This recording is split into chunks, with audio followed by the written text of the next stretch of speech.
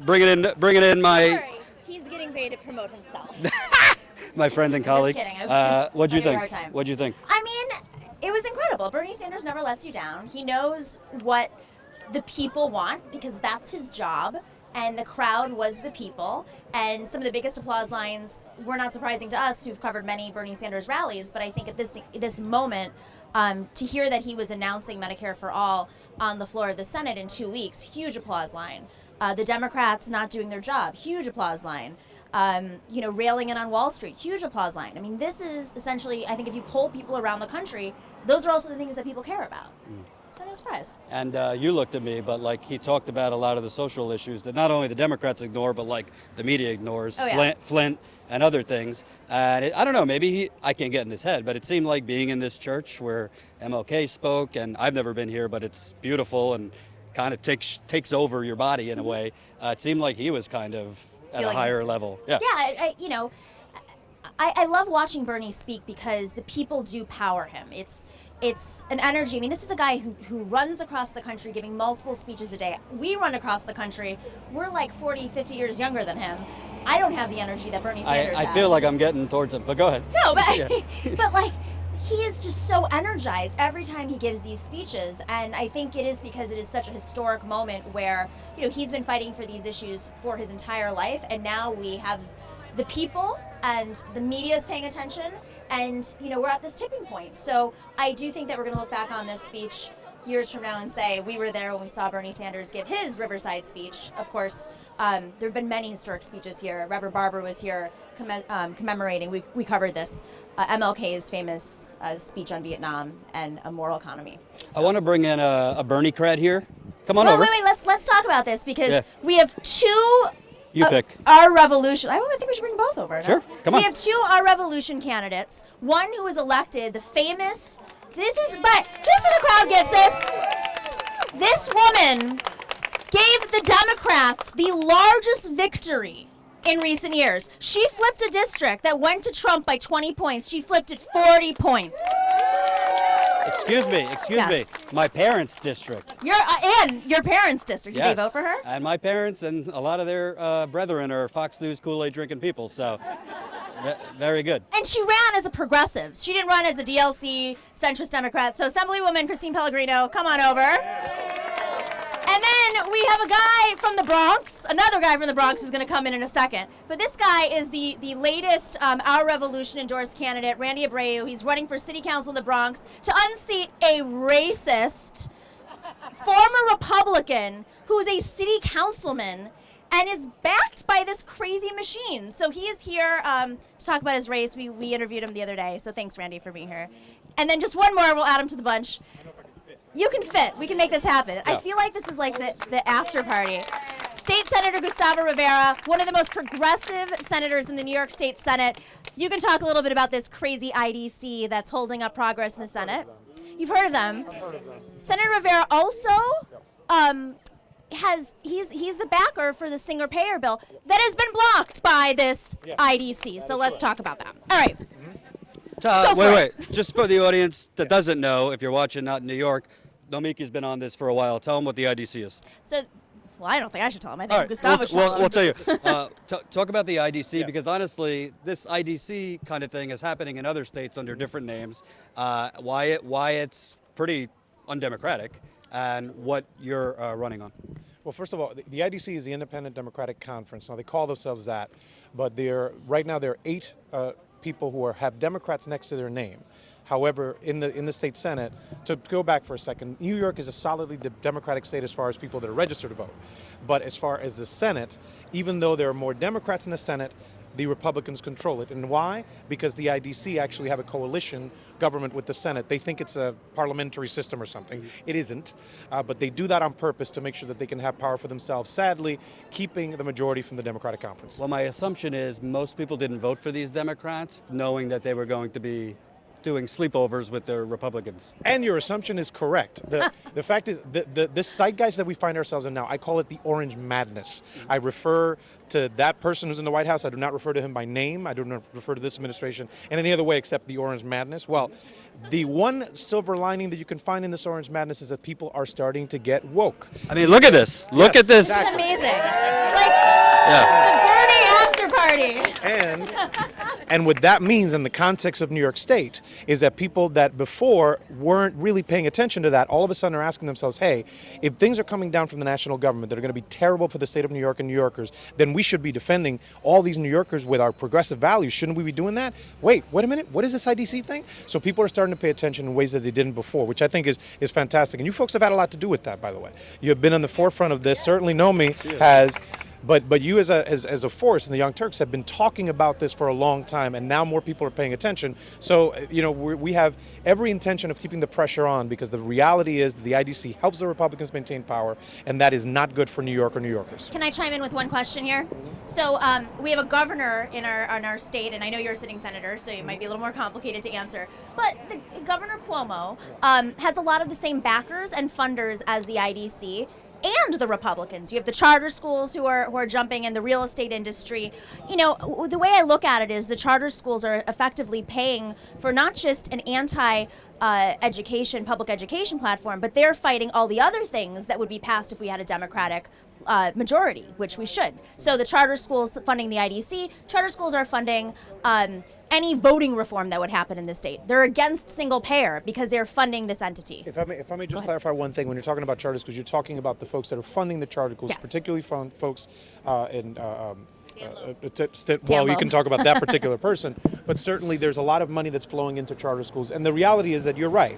These are folks that might have this one educational policy, and I'm sure that Christine can talk a lot about that, but they have this one educational policy, but by default, what that means is that by empowering the Republicans, that means that on issues of education, healthcare, taxation, criminal justice, et cetera, Republicans run the day as far as New York State is concerned. We can't have that. Has Governor Cuomo actively spoken out against the IDC? I mean, he's a Democratic governor who wants to run for president by all indications. I think the last couple of months have shown us that the governor has put himself in a position where he's thinking, this is something that needs to change. He has said so, and I'm very glad that he said so. There's many of us that have been saying it as Democrats for a long time. So you know what? If somebody's wrong Monday, Tuesday, and Wednesday, but Thursday they change their mind and Friday they're with me, guess what? Saturday is going to be a great day. Good way of saying it. All right, so we'll move into education in a second, but Senator Rivera is also from the Bronx and is very familiar with Randy's opponent, the councilman Cabrera, who is. Let's talk a little bit about can we grab this mic for Randy?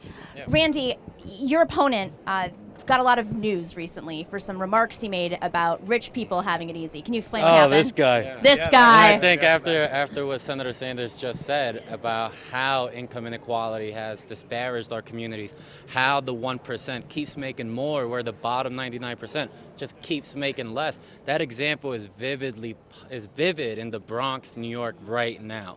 And to have a councilman who goes in a church in front of his followers and says, it is harder to be rich than it is to be poor. That's shocking. It's shocking, it's disappointing. But look, if you Googled my opponent and just give him a quick search, it's not surprising to hear him say that. Corporate Fernando Cabrera. And New York City Council. New York City Council. I'm Randy Abreu, running for City Council, proudly endorsed by Our Revolution. Also was a proud delegate for Senator Sanders at the DNC last year. I'm inspired by Senator Sanders. I'm inspired by this movement. I know we're in some way political soldiers doing this work for the voice of the people. I couldn't be any more honored than to stand in between you two now. To have the support of Senator Rivera in the Bronx, the most progressive senator in the Bronx, is standing right here behind me now. And it would be an honor to be a part of his team to move forward. And just think of it, the movement we can do overnight in the Bronx, the change that we can make if in 2 weeks we win this seat for the city council, just 2 weeks away. It's always hard, it's people versus profit, but hopefully in 2 weeks, people overcome. So the Bronx has a machine, and Gustavo, Senator Rivera over here. Sorry, I've known him for a while. We're on a first name basis. Senator Rivera, you defeated the machine, and it was hard, right? It was a bit more complicated. I defeated a guy who's currently in federal prison. True, but but- that's Still a machine. The prison system is a machine. The last time I was in the Young Turks was actually in 2010 when I was having a conversation. That's a lie. You were on in January. You're correct. I'm sorry. Before being with you, my friend, I was with Cenk a couple of years ago in 2010 when he could not believe the guy that I was running against. His name was Pedro Espada, who is in federal prison. He was such a cartoon character, he couldn't believe it. So that's what the last time before I was with Nomi that I was in there. So I did defeat a guy who was the established candidate and who's now in federal prison. So there you go. Right. Let me ask you something, because New York City, I think, is a real symbol, not just for the world, but America. Because where I live on 81st, on 2nd, if you go up 20 blocks, it's like a third world country compared to a nice yuppie place. Same thing on the west side. You look at the Bronx versus other areas, and the main difference is in one area the government does things for you, and the other area it's like you're shit out of luck. You see it in Detroit, you see it in Cleveland, I mean, all over the country. Obviously, your race is in 2 weeks, but you think Bernie's message is kind of whittling down? Because, I mean, he was just in Indiana and Ohio. She's been around. We're seeing candidates all over the place, a lot of young people running and winning as well. Yeah, it's inspirational to see it in itself. There are young candidates coming up throughout the country, and you do look at the Bronx sometimes. You look at upper parts of Manhattan and East Harlem, apartments infested with mold, apartments that need to be repaired, apartments where landlords don't really make it habitable for the people to live there. That shows me that someone isn't prioritizing a human being. That shows me that just because you're poor and you don't pay as much, or you don't really vote as often, or you don't fund my campaigns the way I want you to, I'm not going to fight for you. And we need a complete 180 on that. And that's the message that Senator Bernie Sanders inspires. That's the message that we here on the ground keep pushing forward. And I know we're going to do it with people power. All right. And Speaking of that, Real quick question, just to respond to that. The real estate industry is huge in New York State, and that's what you're fighting, right? And in the Bronx, they're trying to redevelop the Bronx, kick out working families, bribing them off with, a couple months' rent, where they lose their homes as a result, and it's the gentrification of the city. And I partly blame Michael Bloomberg for that. Thank you. So, moving a little bit outside of New York City into Long Island, we have the now famous, because your case was such an incredible story, Assemblywoman Christine Pellegrino. She was a Bernie-crat, she was a Bernie delegate, and she's also a public school teacher. So, how does it feel? You've now, it's been a few months. You're an Assemblywoman. What does it mean seeing so many other people in New York State rise up and say that they're going to run for office in this new progressive Bernie wave? This is so amazing. I think this is exactly what Bernie had in mind when he said that we need a political revolution. It's exactly what he said when he came out, and the first words that he uttered was that it's not about me, it is about us. And if it wasn't for him, there wouldn't be us. There wouldn't be all these people that are together, that have made connections, and have been inspired to do better things and to do great things. And I am humbled that I receive the support of so many people, as individuals, as groups. People came from everywhere to support our campaign, because they recognize that it is time for people who are not politicians to run.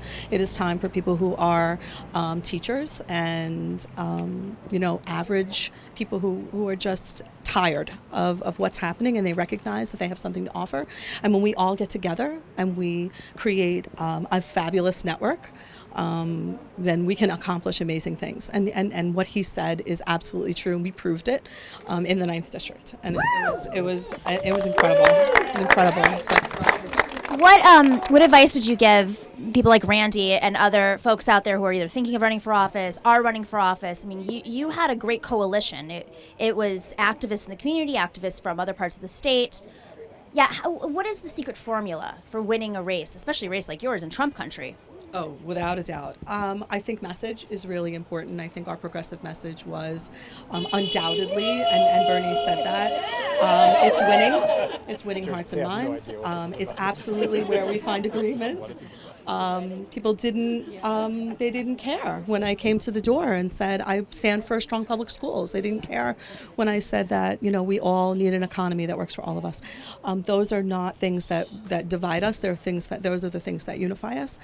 And I think that a really amazing candidate that is able to sort of cut through and be themselves and to show that what they mean business and they're going to get shit done. Because I said, if I could have had that slogan, it probably would have been, I'm not there for ladder climbing. I'm not there to stand in front of a camera. This sort of is intimidating in lots of ways, but that's what we want to do is just. For those of you who couldn't see, our cameraman Ty just stuck his camera closer. It's okay. It's like Rocky. Yes. For the camera.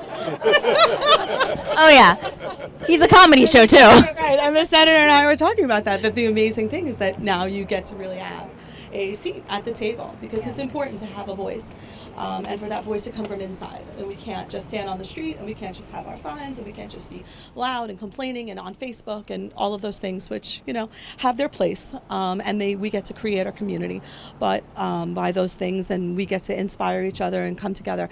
But it's important to have our representatives there at the table on the inside, making the decisions, introducing the legislation, creating partnerships, finding other like-minded progressives who are winning elections, and we will continue to win elections. We're gonna pull together a great coalition of electeds that will stand together, as Bernie Kress. It's a good segue. I wanted to ask you because you came in after this monster came in, and obviously, when I'm not going to compare Democrats and Republicans, I think Trump right now is clearly worse than anything I've seen. But I think what that sometimes is able to do is give an excuse for not holding the Democratic Party accountable. You look at Trump and every terrible thing he's saying and doing, and it allows us to basically say, oh, those corporate Democrats, they're at the rallies, so they're good. I know they haven't exactly opened their arms to you out on Long Island, these more establishment folk, not to blow up your spot, but what is your advice? Because Bernie is going into all these areas and he's still calling out the Democratic Party. Obviously, someone like this needs to win, but for progressives and the movement, how do you chew gum and walk at the same time in terms of Trump,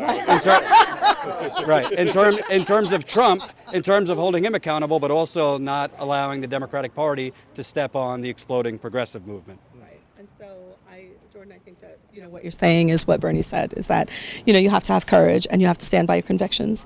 I think that and allies are important. And I think that you can find those allies, as the senator said, that, when you know better, you can do better.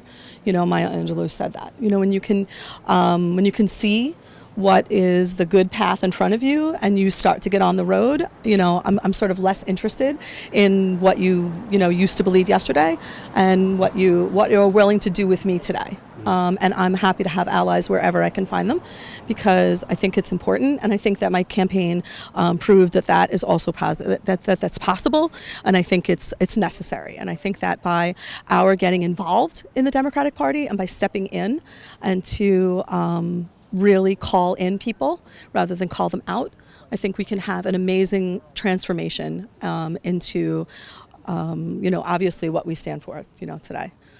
You got to teach me about civility much better than I.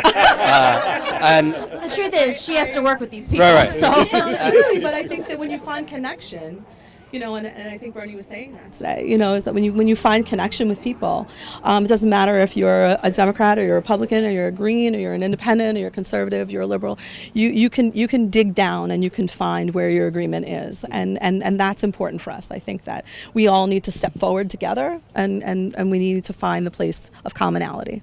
And, I think it's important. Nomiki and I were talking about this. Martin Luther King famously gave a speech here against the Vietnam War, Correct. many other things. Trump, he won't tell us what he's doing, but he's sending more troops to Afghanistan. He has dropped bombs in other areas. He's got plenty of neocons around him. Afghanistan's the longest war we've been in. What are you, anybody? What are your thoughts on? It just seems like even though he's got somewhat saner people around him, they just want to continue to perpetuate war, which not only is costing us lives, but costing us education and infrastructure and all those things. It's called. I'm going to say The lady first, yes, that yes. I think that it is important for us not to be enormously distracted by the things that are coming out of the White House and on Twitter and all of these crazy things. And I think that we need to be careful about ourselves and our news diet. I think that, you can sort of stress yourself out about everything. And not that that's not important, because I think it's one of the more important things that's happening right now. But I think that there's an incredible amount of hope, and we can see it by the numbers of people that show up. And they are involved and they are anxious to do something. And we could see it in our campaign. We could see it in the numbers of people who were out getting on the doors, doing things like canvassing, which is enormously intimidating to actually talk to people. And I'm sure Randy's having that experience as well. And that when you actually go and you have those conversations, you can find out that you have good things to say and that you can find those things in common. I think that the hopefulness of today is something that we have to hold on to, and that will continue to push us forward into 2018. And I will say that it's called a struggle for a reason. It's not something that happens from one day to the next. One of the things that she hasn't mentioned, but I think it's at the underlying thing, the underlying base of why she won. Certainly, why I was privileged to win 7 years ago, and hopefully why this young man wins in a couple of weeks, is work. Right? There has to be a long-term commitment to changing the things from the local level on up. That's one of the things that I think was most valuable about the things that Bernie did during this entire campaign. As continuing to say, it's about you, he was saying, we're teaching you to empower yourself so that then you can do things in your local communities and build from there on up. One of the things I try to do in my office every single day is I'm reminded I have 318,000 folks that I represent. $27,000 a year is the median income. Over 60% are Latino. I have thousands of undocumented folks that are in my district. These are folks that are scared to death right now, even in the Bronx, in New York City, in the 21st century, right? So it is about finding the organizations and entities that are doing good work locally, supporting them, making sure that you commit yourself to long-term work, not only to do it with them, but also to get people at the city council level, at the community board level. The community board level is not elected, but at the very local level and elected levels, kind of building up from there and committing yourself from a long-term thing and taking care of yourself and each other. Isn't it weird that I'm finishing this as Jerry Springer used to do at the end of his show? Remember that? When he used to, and I've actually done that right after the Orange Madness won in November. One of the things that I kept doing in different speeches when I was doing is I started by saying, I'm going to start like Jerry Springer ended in every show. Take care of yourselves and each other. And it's weird that you have to remind yourself of that, but it is just as Mr. Pellegrino said, you have to take care of yourself and you have to commit yourself for long-term work. So find other folks that are doing good work, figure out what organizations you got to work on, and commit yourself for a long-term struggle, because it's called that for a reason. It's a marathon, it's not a sprint. Yes, ma'am. Randy, you have 2 weeks ahead of you. Yes. You're so close. You're running against the epitome of what we would say is the bad guy, who also ran against Senator Rivera. But we didn't mention that. He's also the same person. Hot mic moment. I hope you guys heard what he just said. You want me to say it? Yes, please say in the mic. I beat his ass twice. That was great. What does it mean? I mean, if you come close, if you make it or don't make it, what does it mean for your community to have someone like you who, you're a young guy, you grew up in the community, we did an interview with you just last week where your mother and your grandmother are on screen, you're part of the community. What does it mean to have someone from the community and not, somebody who runs a mega church, who has a house in Westchester as well as the Bronx? What does that mean for the community? I know the difference for my community would be night and day in terms of who's in charge now, who's making the decision now, who has that seat at the table right now, versus what will happen after winning this seat. It's been an incredible journey, Nomi. It's something I'll never forget. It's something talking to the constituents of my community, engaging and connecting with them heart to heart on who cares about Republican or Democrat. I just need to make sure that my kid gets to school. I just need to make sure I know how to navigate, as a parent, the education system. I just need to make sure we have careers and we could pay the rent so that we have a place to stay. And these are the conversations we're having in the community, and people feel like they have a voice. I've been stopped a few times. People stop me in the street, Fordham Road, Kingsbridge Avenue, anywhere around there, and they'll say, Randy, we know, like, we're good, we're going to vote for you, but we know you're a lawyer, and I have a problem. So let me talk to you about this. And they'll stop me the next day. I have this going on. And it's humbling because I'm not in it for climbing up a ladder. I'm not in it because I want this fame. I'm in it because I want to help. And making myself available to the community in this way, you see them come to you. And you know there's issues going on. Usually they're underground because they've been let down by the current councilman, and they feel like they have no one to turn to. And this summer, it's opened up. The sun came out in the Bronx, as some people have said, and it's inspiring. No, still got 2 more weeks. So the sun is on its way up in the Bronx, and like we really want to make it a sunrise. And in 2 weeks, with the hard work, putting in there, continue to knock on doors. We're a very disengaged community. I'm an internet geek, so like net neutrality, digital divide. We're one of the least connected communities in America. In America, in terms of being able to afford, and we're in New York City. It's and we don't have the access to actually move forward in the next decade. The technological evolution is coming, so these are things that are always on my mind on what's the next step forward for my community. But if we don't have a roof over our head and we don't get the basic education we need, and if our classes are overcrowded, under-resourced, and segregated, what are we doing to our kids? We're failing them. So these are things now that it's personal to me. It's on my shoulders. We can't let them down. So we're going to knock on every door. We're going to talk to every voter and every constituent, and we're going to get that vote out. And we're going to do it for the Bronx. If I can just editorialize for a moment, what I'm hearing from Randy and from Senator Rivera and from Assemblywoman Pellegrino is that the services that were once part of the party, we talk about the Democratic Party a lot and the dysfunction in the party and how they've lost over 1,100 seats in 9 years. I heard someone this past weekend in Chicago at the Unity Reform Commission say, the party used to represent something to the local family. And one of the people on the commission said, my mom and dad used to go to their local councilman and say, I'm having a problem, can you fix this for me? And somewhere along the way, the party at a national level has been very centralized, and it's been focused on finding the politicians that can raise the most money and really pump the national party with the most it's Wall Street. It's what Bernie Sanders said. So I think it's inspiring. It's not just that we're getting back down to the roots, but people need to feel what is the Democratic Party doing for them. And I'm very inspired by seeing candidates like yourself, and of course Senator Rivera has been there fighting the fight for a while. But this is why I love these. You're not old. You've been there for 7 whole years. But it's older. Now the peanut gallery has comments about no, that's not real balding. But it's very inspiring, and I think Jordan goes across the country highlighting a lot of these issues. Come in here, Jordan. He's in the shadows. He's highlighting a lot of these issues on the ground where Flint happened under President Obama, under President Obama's EPA, and now we're dealing with the repercussions of that. This is where I think the party needs to have its value again. It needs to get back to basics. Well, I also think, I'll close with this, but at its simplest form, why Bernie was so successful is he's authentic. And if you look at the people here, you were a school teacher. You don't strike me as someone with a bunch of consultants hanging around in a back room. They're just normal. They're normal people. There's not much difference between talking to you here and talking to somebody on the subway platform. You don't have Dumb and Dumber in your ear telling you how to do this strand of hair and how to speak. And that's important because I think, frankly, as much as it's about the issues, I just think people are tired of being lied to. I think people really, especially younger people, but honestly, a lot of older progressives can just smell bullshit a mile away.